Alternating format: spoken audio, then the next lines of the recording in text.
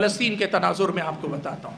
فلسطین تاریخ اسلام میں نہیں، تاریخ انسانیت کا اتنا بدنما داغ ہے، انسانیت کی پیشانی پر تمام عدل و انصاف کے علمبرداروں کے منہ پہ تھپڑ ہے کہ اس فلسطین کے اندر اس قسم کا ظلم انسانیت کے ساتھ ہو رہا ہے۔ دنیا میں شاید کوئی قلم ہو، شاید کوئی زبان ہو جن مظلوموں کی مظلومیت کی صحیح تصویر کشی کر سکے، صحیح معنوں میں آپ کو بتا سکے کہ ان مظلوموں پہ کیا گزری اور کیا گزر رہی ہے۔ لیکن بات یاد رکھنا، یہاں جب بھی بات کی جا رہی ظالم، ظلم اور مظلوم کے سلسلے میں شریعت اسلامیہ کے جو جتنی باتیں، ان ساری باتوں کو تسلیم کرنے کے بعد میں بات کر رہا ہوں۔ اب ایک بات مجھے بتاؤ، ان مظلوموں کی مدد کرنے کے نام پہ آپ کو معلوم ہے ایران نے آواز دی ہم مددگار بن کے کھڑے ہو رہے ہیں، تو ساری دنیا والوں نے اب توحید اور شرک کے مسئلے کو بھلا دیا۔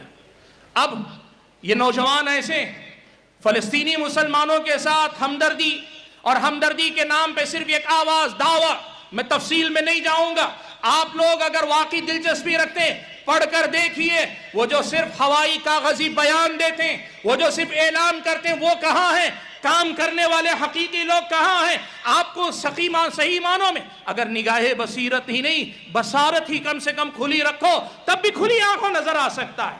لیکن مان لو تھوڑی دیر کے لیے مان لو کہ اس وقت فلسطین کے ساتھ ایران ہی کھڑا ہے، مان لو تھوڑی دیر کے لیے بالفرض، سیاسی گفتگو نہیں کر رہا ہوں، سیاست پہ بات نہیں کر رہا ہوں، مان لو تھوڑی دیر کے لیے کہ واقعی وہی کر رہا ہے، تو سوال یہ پیدا ہوتا ہے کیا وہ مظلوم کے ساتھ کھڑا ہو رہا ہے اس کی وجہ سے اس کا شرک توحید میں بدل جائے گا؟ ان کے اندر پایا جانے والا شرک توحید میں بدل جائے گا؟ سنت رسول صلی اللہ علیہ وسلم سے بغاوت سنت رسول سے محبت میں بدل جائے گی؟ صحابہ کی تکفیر کا مسئلہ، صحابہ کو کافر کہنے والے، ماں عائشہ اور دیگر سب کے حق میں گستاخی کرنے والے، یہ ظالم کیا اپنے جرم ان کا ہلکا ہو جائے گا؟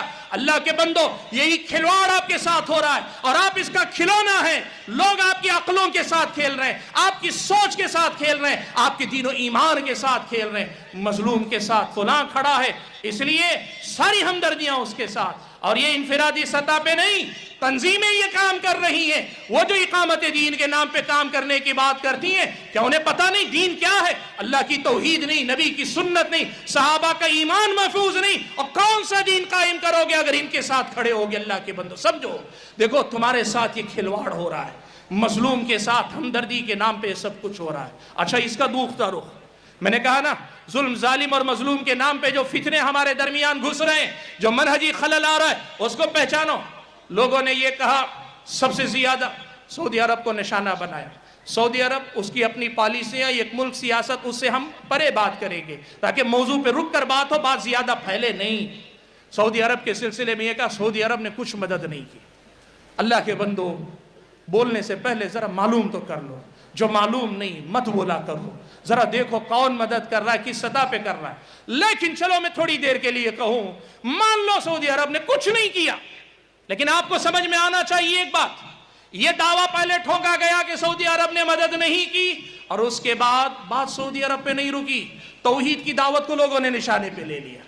بات فلسطین میں ظلم کی ہوتی ہے، لوگ سلفی دعوت کو نشانہ بناتے ہیں، کہتے ہیں کہ ان لوگوں نے فلسطین کے لیے کچھ نہیں کیا۔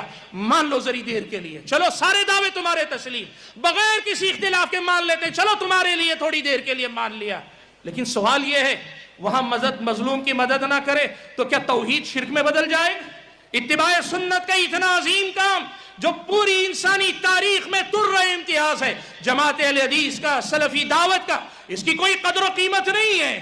لوگوں نے سلفی دعوت کو نشانہ بنایا، توحید کی دعوت کو نشانہ بنایا، سلفیوں کو نشانہ بنایا، صحابہ کرام اور اس سے آگے بڑھ کر۔ حاضرین گرامی، میں بات کرتا جاؤں تو اتنی تفصیلات ہیں کہ وقت کافی نہیں ہوگا۔ میں صرف یہ بتانا چاہتا ہوں کہ عصر حاضر میں منہجی انحراف کہاں سے ہم اور آپ کے اندر داخل ہو رہا ہے، اس کو ہم اور آپ کو پہچاننا چاہیے، اور یہیں سے